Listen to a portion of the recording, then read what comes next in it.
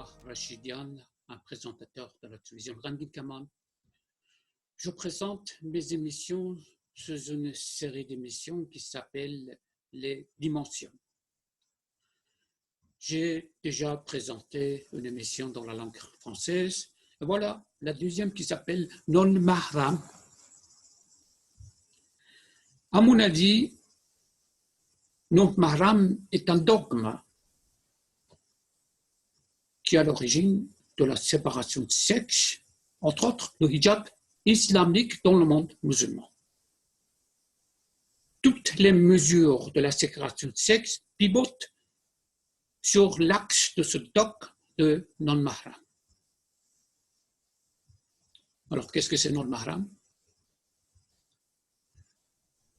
Pour expliquer plus facilement ce qui est non-mahram, je vais d'abord aborder ce qui est mahram, ça veut dire le contraire.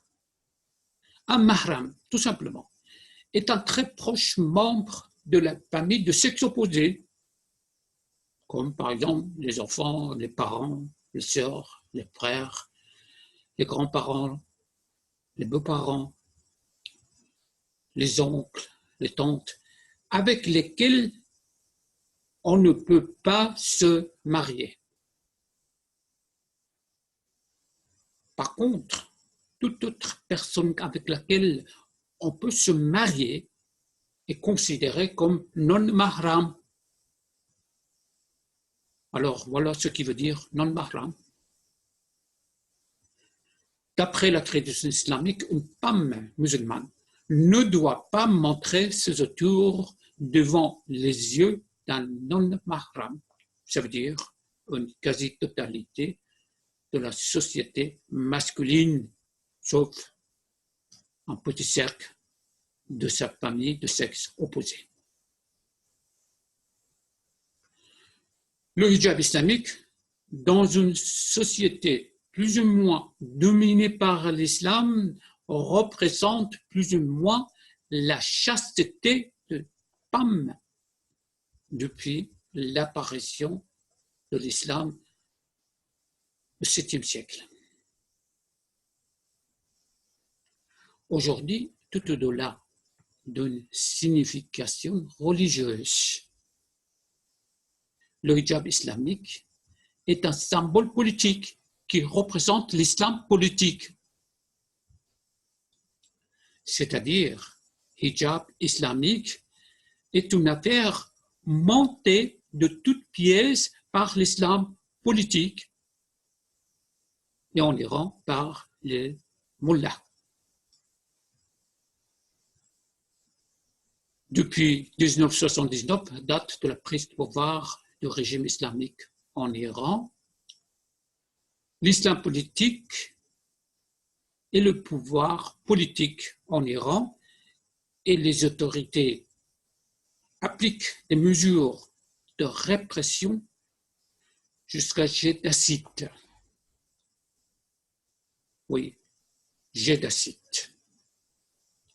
Contre les femmes qualifiées de bat-hijab ou bien mal voilées. Cette campagne de haine et de misogynie contre les femmes iraniennes sont sans merci et sans précédent dans l'histoire contemporaine de l'Iran. C'est pour cette raison-là que les femmes se mobilisent contre le hijab obligatoire en Iran. Et les femmes iraniennes sont officiellement forcées d'apparaître voilées par le hijab islamique, bien qu'elles soient en lutte permanente contre le port du hijab obligatoire. Il s'agit du dogme de non-mahram, qui est comme un mur de séparation de sexe dans les cultures islamisées, surtout sous la houlette de l'islam politique. C'est ce dogme qui provoque de telles campagnes misogynes et par conséquent du malaise des femmes en Iran ou d'autres endroits où l'islam politique peut avoir enracinés. Ce qui était par exemple en Afghanistan sous les talibans ou bien dans la région sous Daesh.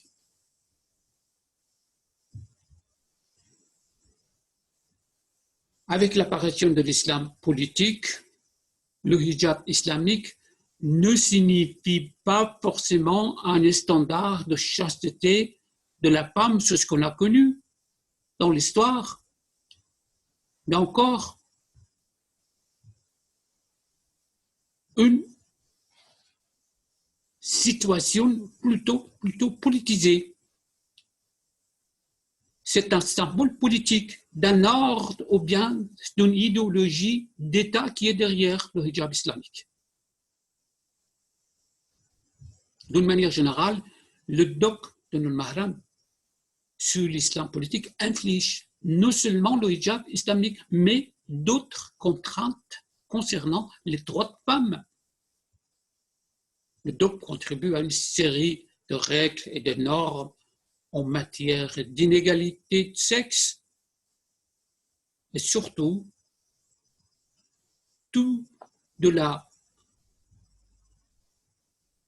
possibilité de la ségrégation de sexe dans les sociétés musulmanes.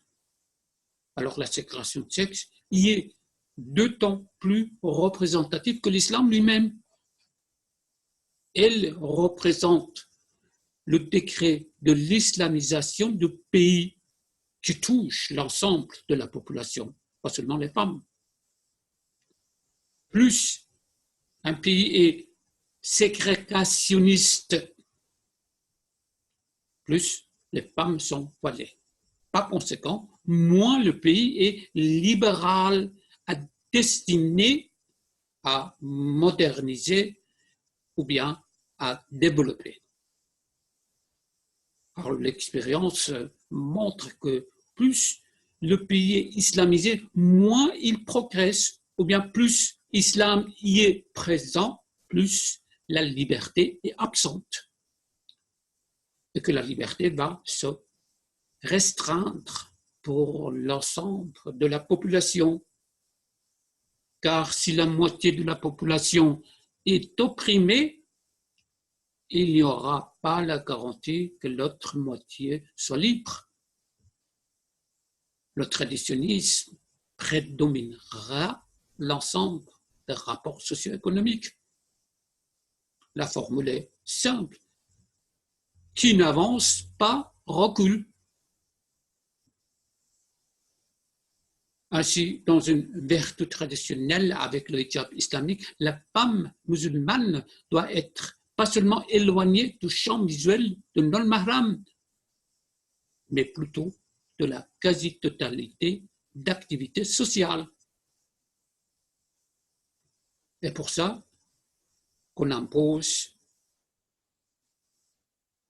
le hijab islamique comme le mur de ségrégation.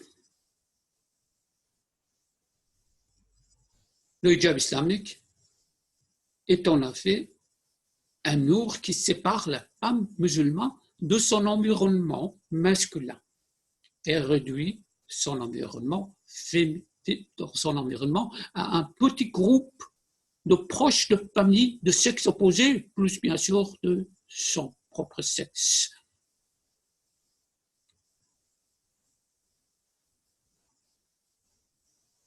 Le hijab islamique diffère d'un pays à l'autre, d'une culture à l'autre.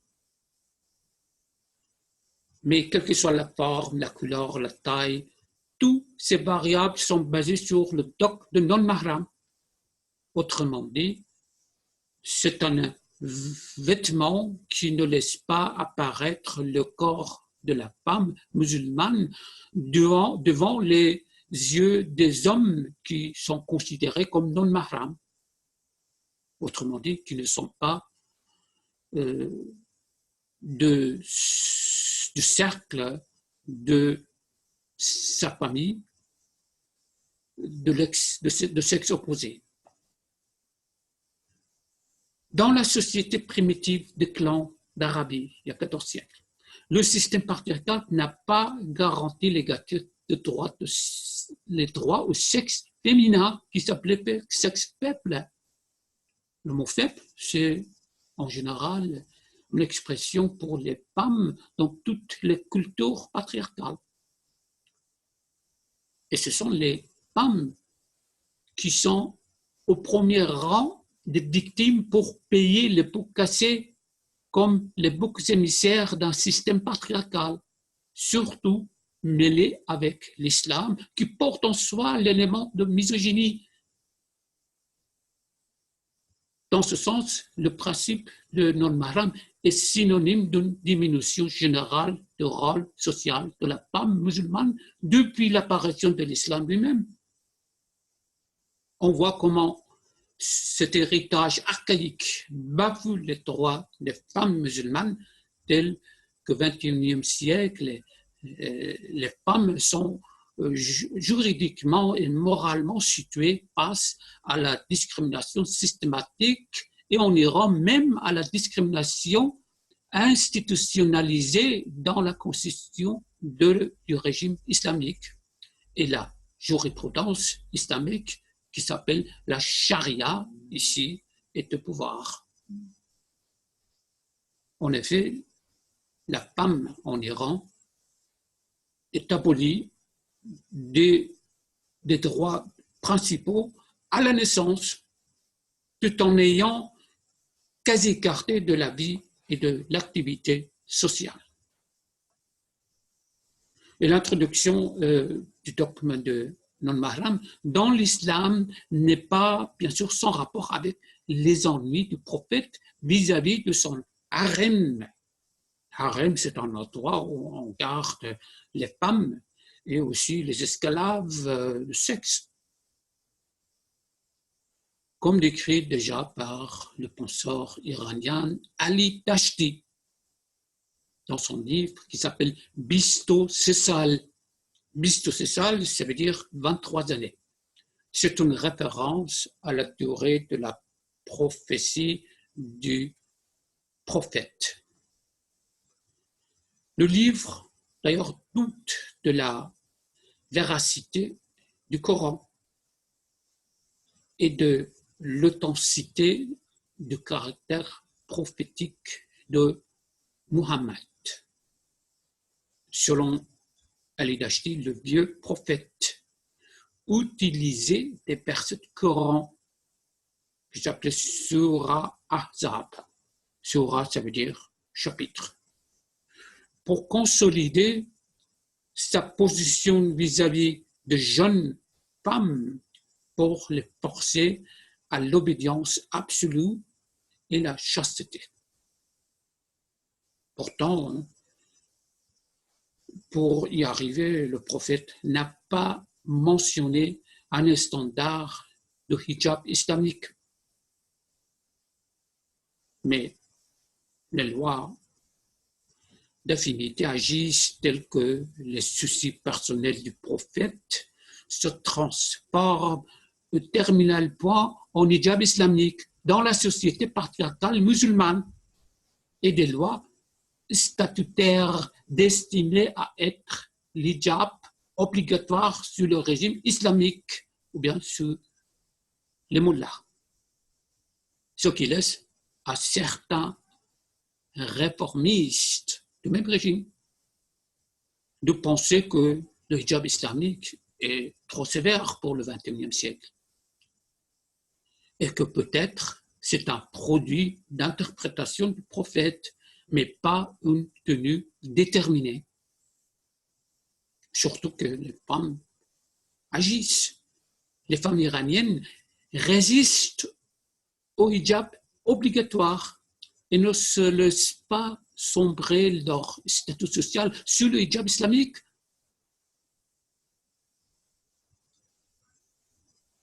Étant donné que le dogme de non-mahram prend la relève de toutes les mesures de la ségrégation de sexe, il ne s'applique pas seulement à la tenue ou bien le code vestimentaire de la femme, mais à l'ensemble des aspects de la vie sociale.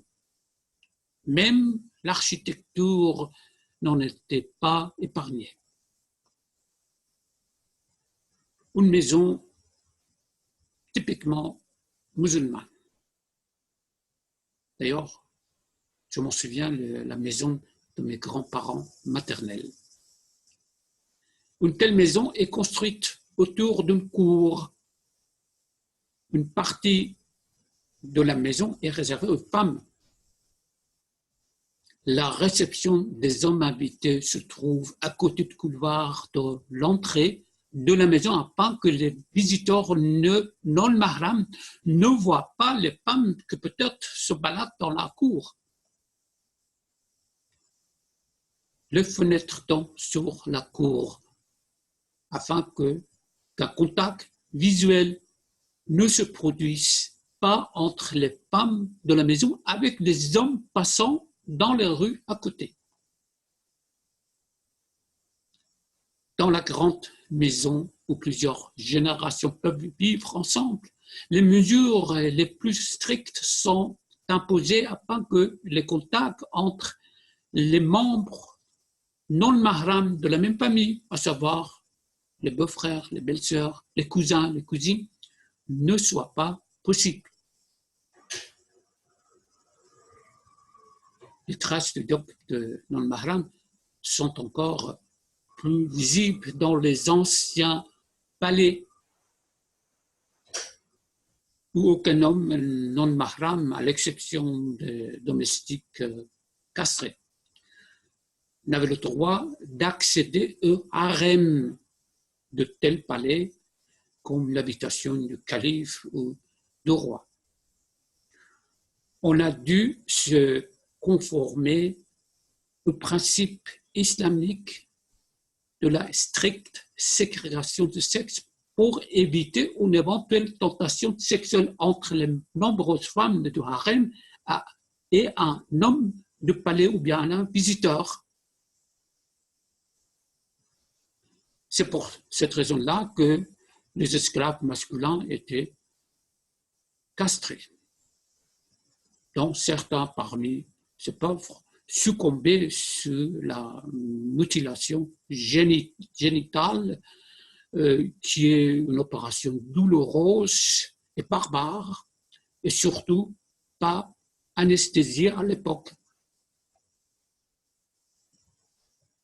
Le corps féminin est resté derrière la ligne rouge du champ visuel de non-mahram.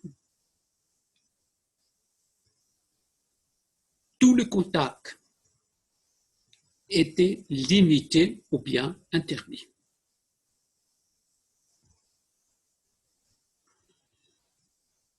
C'est pour cette raison que dans ces endroits-là, on ne voit pas, par exemple, des tableaux, des sculptures, des fresques, de musique, de théâtre, des cérémonies dans lesquelles le corps féminin apparaisse. Un nouveau regard porté sur l'art des pays islamisés procédait des motivations très complexes. Tout est lié à des entraves du top de non-mahram. On y voit d'une part un sentiment d'extrême puissance de l'islam sur l'art et puis très souvent un portrait masculin caractérisant cette idée de séparation. Dans cet apartheid de l'art, les femmes sont souvent absentes, à moins qu'avec une apparence islamique ou bien une apparence de chasteté. L'application des mesures préventives entrave que les femmes puissent épanouir. Elle engendre une culture patriarcale dominante qui s'étend malheureusement dans l'ensemble de la société. Elle dominait et domine toujours plus ou moins l'art, la musique, la poésie, les normes morales, la vie sociale dans les mœurs strictement islamisés et patriarcaux. Plus l'islam y est enraciné, plus l'intégration des femmes est entravée. Et le symbole de l'apartheid sexuel reste l'hijab islamique, qui n'est pas seulement pour la séparation des femmes de sa société non-mahram, mais plutôt, et plus tragique, est le symbole de l'islam politique, ce qui est très sensible maintenant en Iran. Et c'est pour ça qu'il y a la police de moralité contre les bat-hijab, avec Jedacite même. Même si certaines réformes dans les pays moins islamisés se sont révélées en faveur de l'intégration des femmes dans la société musulmane, ce qui était le cas par exemple après la prise de pouvoir par l'Atatürk en 1923, cela est uniquement un mince vernis, souvent précaire et récupérable vis-à-vis des fortes institutions qui les régalent, qui restent quand même dans la société et qui sont quand même déterminantes. Et l'exemple, c'est la Turquie elle-même, qui était auparavant séculaire, qui tombe maintenant sous les griffes des islamistes. Et le sceptre d'Erdogan comme leader de ces islamistes-là. À cause de l'imposition du hijab islamique, qui est l'outil de ce dogme non-mahram, une série de discriminations contre les femmes des pays islamisés sont imposées dans tout le domaine de la vie sociale, telles sont par exemple les conditions de travail, de l'éducation, le sport. Tous ces aspects-là qui sont touchés par le dogme de non-mahram, ce sont ceux qui ne laissent pas une femme avoir une liberté totale ou bien très à l'aise pour avoir les activités sociales comme les hommes. Ceci explique le poids du dogme de non-mahram en tant que la locomotive de séparation de sexe et par conséquent le statut diminué de la femme. Bref, toutes les mesures discriminatoires et d'inégalité de sexe qui excluent la femme musulmane de la société musulmane déduisent leurs racines du dogme de non-mahram, à mon avis. En corollaire, les femmes musulmanes tombent dans les griffes de traditions misogynes dont le hijab islamique se représente le symbole. Et ce symbole-là est sous l'islam politique un emblème de fascisme islamique comme celui de la croix gammée sur le nazisme. Merci pour avoir écouté cette émission et à la prochaine fois. Je vous remercie encore.